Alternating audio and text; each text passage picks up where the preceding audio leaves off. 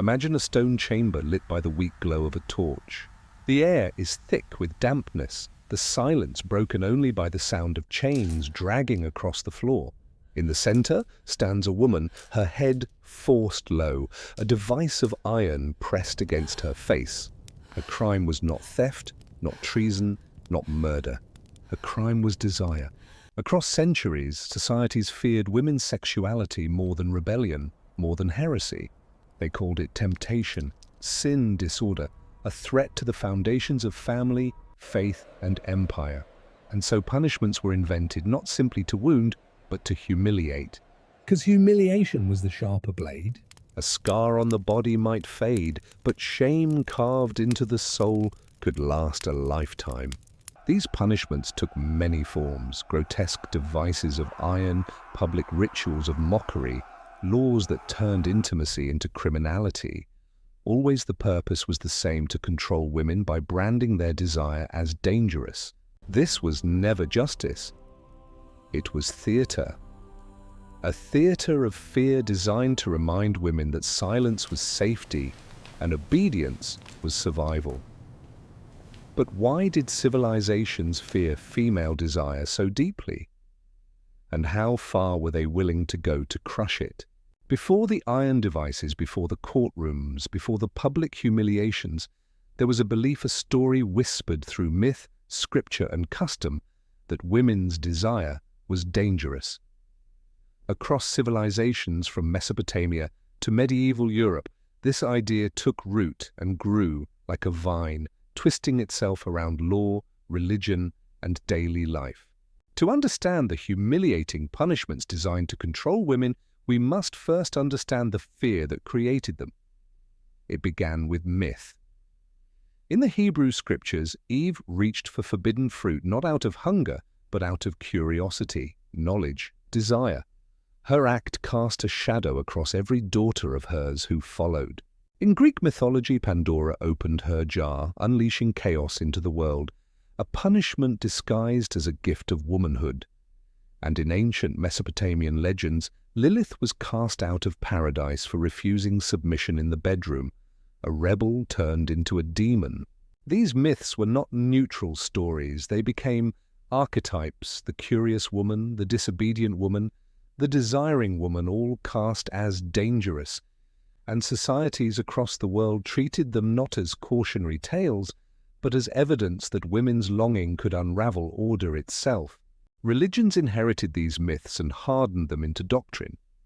In Christianity, female desire became synonymous with temptation, the fire that could lead men into sin. Sermons warned of lustful women as gateways to hell. In Islam's medieval interpretations, modesty codes framed women as threats to men's piety, their very presence needing control. In Hindu traditions, female sexuality was divine in some myths, yet in practice, widows were shamed, sequestered, even burned alive in sati rituals for daring to exist outside male guardianship. The message was consistent: men were tempted, but women were the temptation. This framing justified punishing women not just for what they did, but for what men feared they might cause. These beliefs hardened into law. In ancient Rome, the legal status of infamia marked women accused of promiscuity as dishonored for life, stripping them of rights.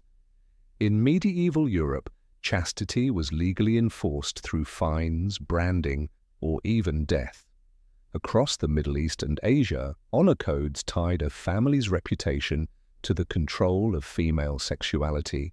A daughter's desire could bring ruin upon a household, so families punished her before society did. Every culture developed systems where women's sexuality was not private, but public property, regulated, inspected, and controlled through law. The contrast is glaring. Male desire was framed as natural, even celebrated. Roman men could sleep with prostitutes or slaves without stigma. Medieval kings fathered bastards without fear of punishment. In many traditions, male infidelity was dismissed as weakness, while female desire was labeled as betrayal. This double standard fueled humiliating punishments. When men sinned, they were scolded. When women desired, They were paraded naked, muzzled, whipped, or executed. It was not about morality, it was about control. Societies feared not only women's actions but the possibility of them. A woman's voice, her independence, her sexuality, any of these could be seen as sparks threatening to ignite disorder. Punishments, then, were not only retribution, but prevention. They were warnings staged to keep desire silent before it could speak. A girl might be branded for tempting men with her looks. A widow humiliated for refusing to remarry. A young woman paraded through streets for rumors of promiscuity. These rituals of shame were not accidental. They were designed to teach every woman watching that her body was not her own. From east to west, the same themes emerge.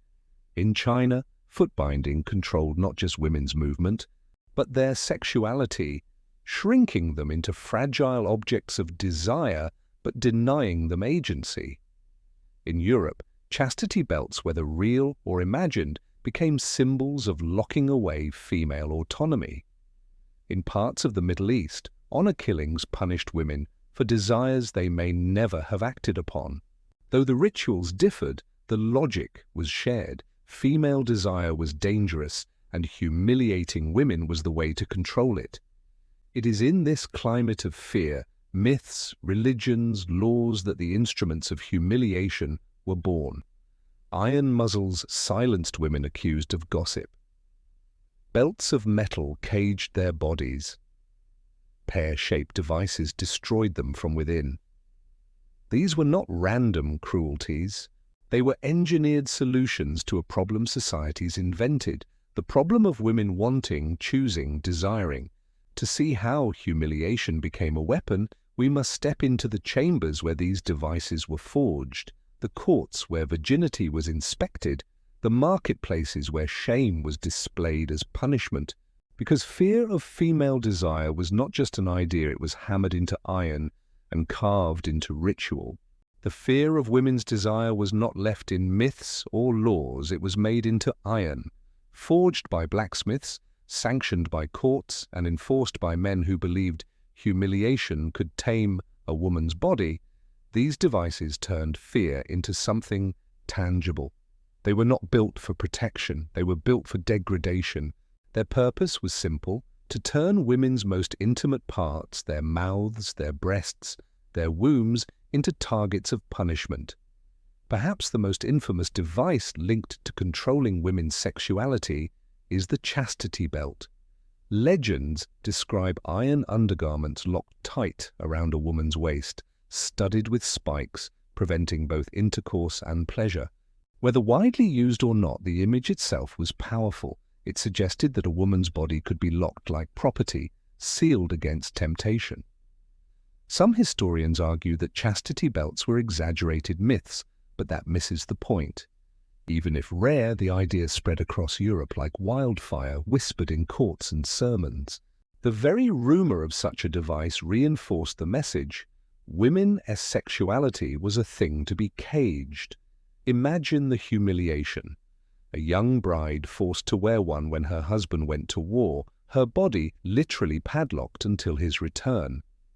Even if the device itself was uncomfortable fiction, the psychology was brutally real. Women were reminded daily that their bodies belonged not to them, but to men. If desire could not be caged, then perhaps it could be silenced. The Scolds bridle, or brank, was a heavy iron mask fitted around a woman's head. Straps pressed into her cheeks and chin, while a spike curled inward to rest against or pierce her tongue. The humiliation was twofold. Physically, the device inflicted constant pain, cutting whenever she tried to speak. Socially, it turned her into a spectacle. Women accused of gossip, promiscuity, or immodesty were paraded through town in the bridle, bells attached so that each step echoed her shame. The crime was often vague: talking too much, mocking men, or showing defiance. But behind the excuse lay a deeper fear that women's voices, especially those linked to sexuality or independence, could spread like fire. The Scold's bridle was designed to extinguish that fire, turning voice into silence, desire into humiliation. Among the most horrifying devices was the breast ripper. 4 jagged iron claws, sometimes heated red-hot, were clamped onto a woman's breasts and torn away in front of watching crowds. The punishment was often reserved for women accused of adultery, infanticide, or seduction. The cruelty was not only physical, but symbolic. The breast, source of nourishment and motherhood, was turned into an object of mutilation. By destroying it, society desecrated what made women powerful, their ability to sustain life. The humiliation was public.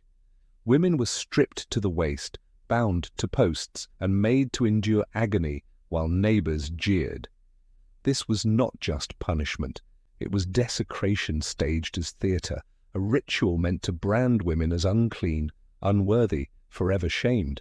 If external punishments could humiliate the body, some devices sought to humiliate from the inside. The Pear of Anguish was a metal device shaped like a flower bud. Inserted into the mouth, vagina, or rectum, it expanded as a screw was turned, tearing flesh silently, relentlessly. Used against women accused of abortion, promiscuity, or even same-sex relationships, the Pear was a punishment for hidden desires. It was intimate cruelty, violence disguised as purification.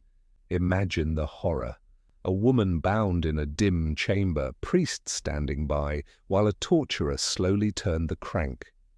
Her screams muffled by stone walls, her body torn from within, her dignity annihilated. The device did not just punish her, it rewrote her body, rendering her infertile, silenced, or broken. The humiliation was absolute. Unlike other devices used briefly during torture, the iron corset was designed for long-term humiliation. Shaped like armor, it wrapped tightly around a woman's torso, often lined with spikes, or weighted to crush her ribs and organs. What made it most cruel was its disguise. It resembled clothing. Women forced into iron corsets had to wear their punishment daily, working, sleeping, breathing, under constant pain. The humiliation was not only in the suffering, but in the invisibility. Neighbors might not see the device, but the woman carried her shame in every movement, her own body turned into a prison. Beyond infamous devices, countless smaller tools reinforced humiliation. Women accused of prostitution were branded on the face or genitals, their bodies marked permanently as property of shame. Iron collars were locked around necks, forcing women to drag chains as they walked. Wooden gags stuffed into mouths prevented speech, reducing women to silence, while crowds mocked. Each device varied in size, design, or cruelty, but all shared one purpose: to strip women of dignity and remind them that desire came at a price. What binds these devices together is not only their brutality, but their theatricality. Rarely were they used in private, their power in being seen. A chastity belt whispered rumors of women locked away. A Scold's bridle clanged as its victim stumbled through streets. A breast ripper drew gasps as blood stained the ground. Humiliation worked because it spread fear. One woman's suffering became a lesson for all others. To desire was to risk disgrace. The devices themselves were tools, but the performance was the real punishment. Yet not all punishments required iron. Some relied on rituals of shaving, stripping, parading, testing. These practices humiliated women in ways as enduring as any device, turning their bodies into moral battlegrounds. To understand how societies institutionalized humiliation, we must step from the chamber to the courtroom, from the forge to the square, where trials became spectacles and rituals of shame unfolded before entire communities.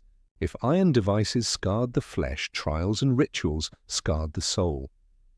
Across medieval Europe and beyond, women accused of desiring too much or simply of being inconvenient were dragged into courts, churches, and town squares where humiliation was scripted as carefully as a play. These trials were not about justice. They were theatre. Their stage was the community, their actors were women, and their audience was everyone who needed to be reminded of the danger of female desire. No ritual reveals society's fear of female desire more vividly than the witch trials. Women accused of witchcraft were almost always accused of sexual sin. They were said to lie with demons, seduce men, or stir lust with potions. The fear was not only that they wielded magic, it was that they wielded sexuality. Trials themselves were humiliations. Women were stripped naked, their bodies searched for witches' marks. These so-called devil's teats were nothing more than moles, scars, or birthmarks, yet they were treated as proof that women had nursed demons. Imagine the humiliation, standing unclothed before neighbors and magistrates while strangers inspected every inch of your body. Confessions were extracted through torture, but not always to reveal spells. More often, women were forced to confess to forbidden desires. They were accused of lusting after Satan, of corrupting men, of surrendering their wombs to evil. These confessions, whether true or fabricated, transformed women into public symbols of uncontrolled desire, punished by fire. Beyond witch trials, virginity itself became a courtroom obsession. Women accused of promiscuity, adultery, or infidelity were subjected to humiliating tests. In some medieval courts, midwives were ordered to examine accused women, probing their bodies in front of male judges to determine whether they were virgins. The logic was grotesque. Intact meant innocence, torn meant guilt. Never mind that the science was flawed, the ritual itself reduced women's worth to their genitals, turning their most private selves into public evidence. Other cultures devised even more bizarre rituals. In ancient Rome, girls suspected of impurity were made to drink herbal concoctions to prove virginity. If they vomited, they were pure, if not guilty. In medieval Europe, accused women were sometimes forced to walk barefoot across hot irons or eggs to prove chastity. Success meant divine protection. Failure meant humiliation and punishment. These rituals were not tests of truth. They were performances of shame. Few punishments carried as much weight as the public parade. In towns across Europe, women accused of sexual misconduct were stripped partially naked, their heads shaved, and signs hung around their necks declaring their crimes. They were marched through streets while crowds jeered, spat, and sometimes hurled stones. The ritual was designed for maximum humiliation. Hair, a symbol of femininity and beauty, was shorn away. Clothes, markers of dignity, were torn. The body became a billboard for shame. Even after the march ended, the memory lingered, neighbors whispering, reputations destroyed, women marked for life. These parades were not reserved for criminals. Sometimes widows who refused remarriage or wives who spoke too freely were subjected to them. The punishment was not only for the accused, but for every woman watching, a warning etched in humiliation. Humiliation often came through words. In some towns, women accused of promiscuity were forced to stand in public squares and confess their supposed sins aloud. These confessions were scripted, demanded by priests or magistrates, and witnessed by the community. The act stripped women of their voices. Their own words became weapons against them, rehearsed under threat of punishment. To speak was to condemn themselves, to refuse was to invite harsher pain. The humiliation was in the performance, a ritual where women proclaimed their own disgrace while men nodded, satisfied that order had been restored. Hair was not just a target in public parades, it was a ritual of control across cultures. In medieval Europe, adulterous women had their heads shaved to symbolize loss of dignity. In colonial contexts, enslaved women were often shaved as a mark of ownership and humiliation. The act was deeply symbolic. Hair grew back, but the shame remained, visible to all who saw a woman bareheaded in a society that prized long hair as beauty. Branding, too, turned humiliation into permanence. Letters burned into flesh. A for adulteress, symbols for prostitutes, transformed women's bodies into records of sin. Unlike prison or exile, branding was lifelong, humiliation that walked with a woman everywhere she went. The church, which claimed to be a sanctuary, often orchestrated humiliations in the name of salvation. Women accused of desire outside marriage might be forced to kneel at the church door barefoot, dressed in sackcloth, begging forgiveness before the entire congregation. Others were flogged inside chapels, their cries echoing through sacred halls. For nuns accused of breaking vows, punishments included being paraded through convent courtyards, veils ripped away, forced to confess before peers. Here, humiliation was cloaked in holiness. The goal was not only to punish, but to purify, to remind women that desire itself was sin. What made these trials and rituals effective was not their physical pain, but their psychological weight. Humiliation burned deeper than scars. A woman forced to stand naked before neighbors would never walk the streets the same again. A mother branded with shame could not hide it from her children. A young girl paraded for gossip learned that desire was dangerous long before she ever understood it. The rituals worked because they turned individuals into examples. One woman's disgrace became the community's lesson. And so the cycle repeated, generation after generation, until fear itself enforced obedience. But these rituals were not random. They were backed by institutions that wielded the greatest power of all, religion. Priests, monks, and theologians did not merely condemn women's desire, they codified it into law, sermon, and ritual. To see how humiliation became institutionalized, we must step inside the church, where morality was preached as salvation, but practiced as control. If medieval courts staged humiliation as theatre, the church turned it into doctrine. For centuries, religion was not only a source of spiritual guidance, but also the most powerful institution of social control. And nowhere was this control more visible than in the way it framed and punished women's desire. Sermons, laws, rituals, and punishments all carried the same message. Female sexuality was sin, and humiliation was the cure. From the pulpit, priests declared that women's bodies were gateways to evil. They invoked Eve's transgression, painting her hunger for knowledge as lustful rebellion. They pointed to Mary as the unattainable model of chastity, pure, obedient, silent. Every other woman was measured against this impossible standard. The contradiction was stark. On one hand, women were portrayed as weak, irrational, and spiritually fragile. On the other, they were framed as dangerously powerful, capable of corrupting men's souls with a glance, a gesture, or a word. This paradox fueled the church's obsession with regulating female sexuality.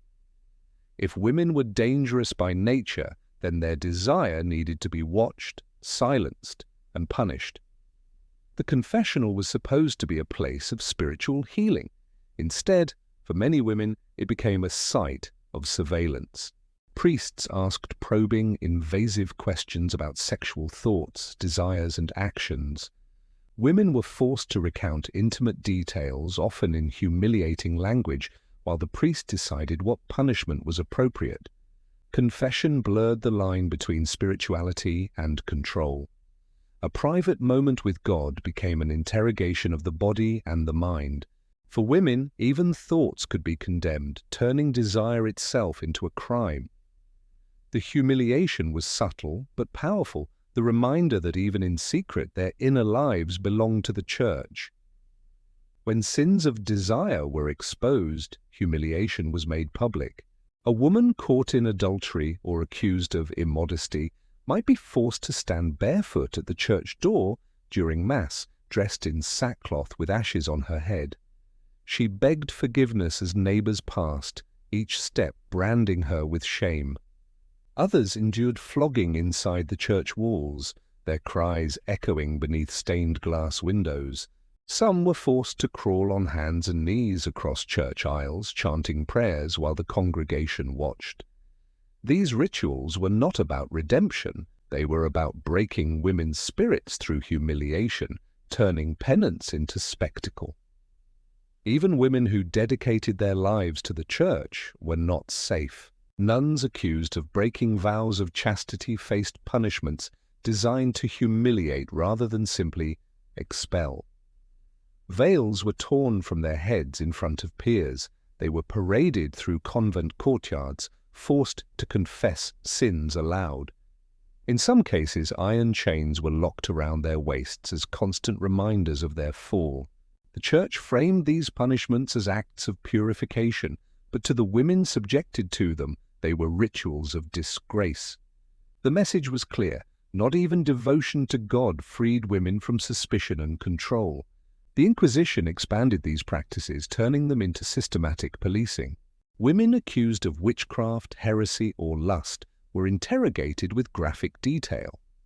Trials often focused less on theology and more on sexuality. Did she lie with demons? Did she tempt men? Did she use her body for forbidden pleasure? The humiliations escalated. Bodies were stripped, examined, and displayed as evidence of sin.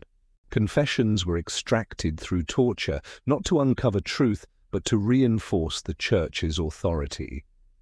Even when women were executed, the humiliation continued, paraded through towns, mocked as seductresses, remembered as sinners rather than martyrs.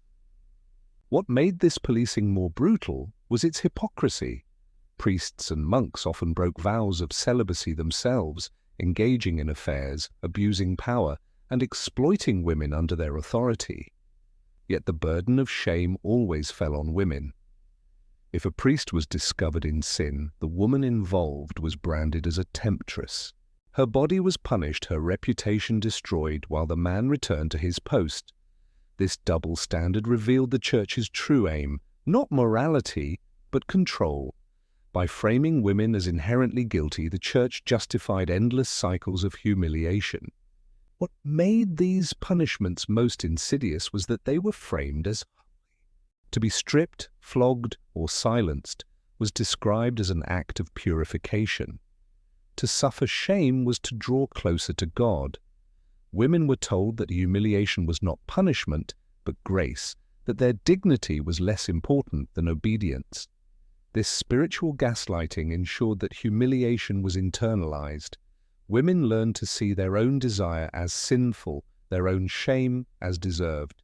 The church did not need to enforce control constantly. Women carried it within themselves.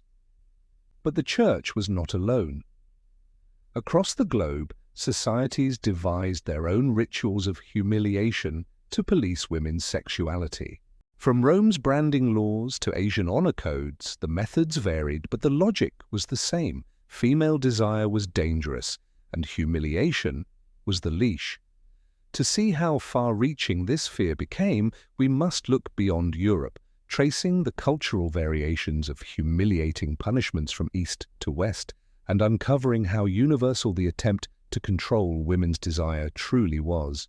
Though Europe's iron devices and church rituals dominate much of the imagination, the humiliation of women's desire was not confined to one continent. Across the globe, societies invented their own methods, some legal, some ritual, some hidden behind the language of tradition. Different cultures, different symbols, but the same obsession to control women's sexuality by branding it as dangerous, shameful, and humiliating. In Rome, female sexuality was regulated through the law of infamia. A woman accused of promiscuity or prostitution, whether true or not, was registered as infamous. The label stripped her of legal rights. She could not marry, testify, or inherit property. Worse, the stigma was permanent. No matter her innocence, she carried shame for life. Public punishments made this humiliation visible. Women accused of adultery could be paraded half-naked through the streets, their hair cut, their bodies whipped. Some were condemned to the beasts, tied in arenas where lions tore them apart as crowds cheered. Rome turned women's sexuality into entertainment, staging executions as lessons for both men and women. In Middle Eastern traditions, Female sexuality was tied to family honor. Desire was not seen as a personal matter but as a threat to male reputation. Women accused of dishonor, whether through actual relationships or mere suspicion, could face punishments ranging from public beatings to honor killings. The humiliation was often familial. Fathers or brothers became enforcers, stripping daughters of dignity under the guise of protecting the household. A woman's body was treated as a billboard for family pride, and her desire as graffiti to be erased. In such systems, humiliation was not only punishment, it was prevention, an ever-present reminder that stepping outside prescribed roles could cost a woman her life. In South Asia, humiliation often came through ritual. Widows were expected to live in isolation, stripped of jewelry, bright clothes, and dignity. Their desires, considered dangerous without a husband to control them, were punished through social exile. In extreme cases, sati, the ritual immolation of widows, was celebrated as purity, a woman's death framed as devotion. Even outside widowhood, rituals reinforced shame. Women suspected of adultery might be paraded on donkeys through villages, their faces smeared with ash, their families dishonored by the spectacle. The humiliation was public, and its ripples spread across generations. In China, the infamous practice of foot binding was more than beauty, it was control. By crippling women's movement, the practice made them dependent on men and framed their desirability around fragility. The humiliation was lifelong. A woman's feet, once natural, became deformities she was forced to hide. Her suffering was seen as proof of discipline, her broken body as a guarantee of obedience. Beyond binding, Confucian law tied women's sexuality to obedience. Women accused of promiscuity could be divorced publicly, shamed through ritual denunciations, or even executed. The humiliation was both physical and cultural, a reminder that a woman's value was inseparable from her chastity. In parts of Africa, virginity tests became ritualized. Young women were examined by elders, their bodies scrutinized as proof of family honor. If they failed, they were paraded publicly, shamed, or denied marriage. These rituals were humiliating not only in the moment, but in the stories they created. Once accused, a girl carried the label of dishonor forever, her reputation destroyed before she had a chance to live.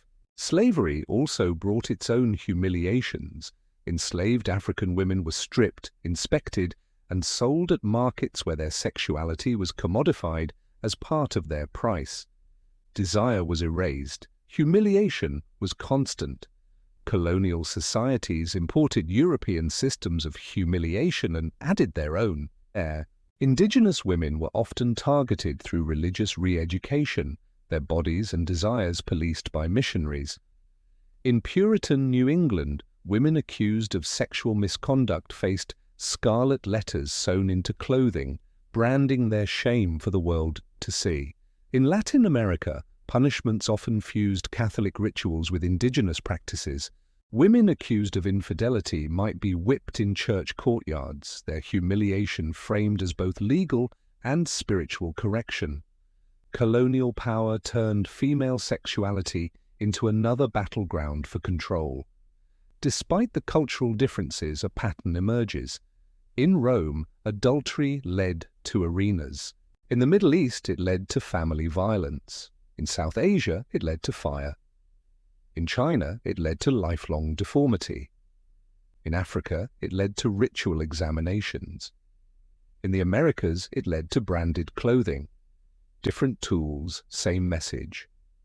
Female desire was unacceptable, and humiliation was the weapon to erase it. These cultural variations also reveal something deeper. Humiliation was not just punishment, but legacy. Women carried shaved heads, bound feet, scarred skin, branded clothes. Their children inherited the shame, their communities absorbed the lesson. Across continents, humiliation ensured obedience not only through fear, but through memory. But humiliation did not end when the punishment stopped. Its shadows stretch into the present. The rituals of shame may look different today, but their logic remains alive in laws, in customs, in whispers that still police women's desire.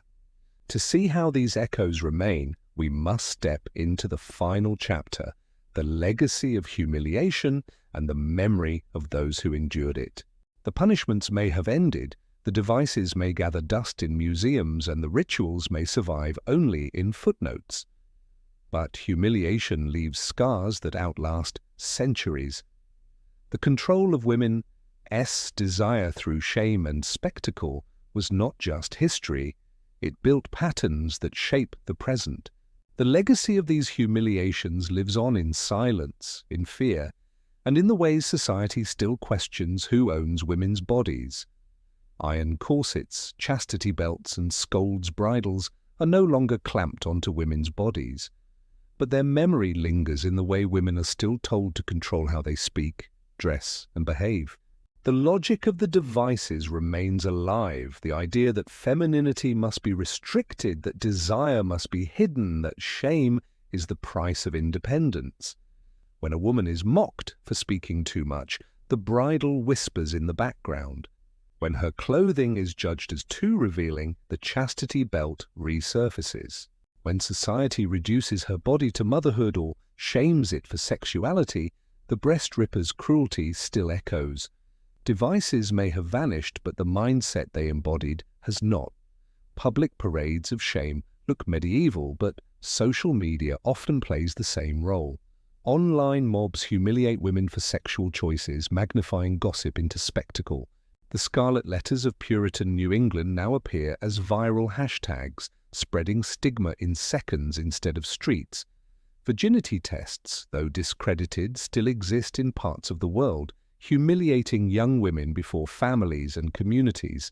Honor killings continue under different names, framed as protection of family pride. The rituals persist, modernized but recognizable, proving that humiliation remains a weapon of control. Religious institutions no longer parade women in sackcloth at church doors, yet many still preach that female sexuality must be confined to marriage, framed as dangerous, sinful, or shameful. The theology of fear persists when women are told they are temptresses, when purity is equated with worth, when silence is celebrated as virtue. This legacy has not disappeared. It has shifted, hidden in sermons, traditions, and policies that echo the medieval church's obsession with obedience through humiliation. Across the globe, echoes of humiliation remain embedded in culture. In some places, widows are still stripped of dignity, forced into isolation. In others, women's bodies are still tied to family honor, their reputations fragile and easily destroyed. Even in so-called modern societies, female desire is scrutinized, judged, and often punished socially, if not physically. The humiliation may not involve iron, fire, or branding. But the message is the same. Women's desire must be controlled or society itself is threatened. The persistence of this idea is the clearest legacy of the past. What is most dangerous is forgetting. Many of the women who endured these humiliations left no records. Their names were erased, their voices silenced, their stories reduced to curiosities in dusty archives. Museums display the devices but rarely honor the victims. Textbooks mention the trials but rarely center the women who lived them. Remembering matters. To tell these stories is to restore dignity, to resist the silence humiliation was meant to impose. Each breast ripped, each voice muzzled, each widow burned was not only an act of cruelty, but an attempt to erase. By remembering, we refuse that erasure. Yet the legacy is not only pain, it is also resistance. Some women endured devices and lived. Some survived rituals and rebuilt. Some found ways to subvert systems, passing down stories, wisdom, and strength. Their survival is proof that humiliation, though powerful, could not completely destroy. Every act of defiance, whether a woman speaking despite the bridle, loving despite the risk, or refusing silence despite the threat, carried the seeds of change. That legacy, too, belongs to history. The memory of these humiliations forces us to ask questions. How much of this past still lingers in the present? How do laws, traditions, and social norms continue the work of iron and fire? When women are silenced, mocked, or shamed for desire today, are we not watching the same play, rewritten with modern props? The lesson is uncomfortable but urgent. Humiliation was never about morality. It was about control. And until societies confront that truth, the legacy will remain. Humiliation is a wound that leaves no scars but changes how people walk, speak, and breathe. For women throughout history, it was the invisible cage, heavier than iron, sharper than spikes. Devices could be broken, rituals could fade, laws could change, but the memory lingers, shaping generations.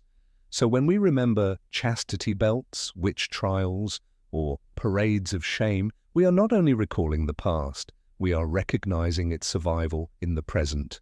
The darkest punishments used to control women's desire were not just medieval curiosities, they were lessons etched into culture. And the true question is not why societies once invented them, but why we still live with their shadows.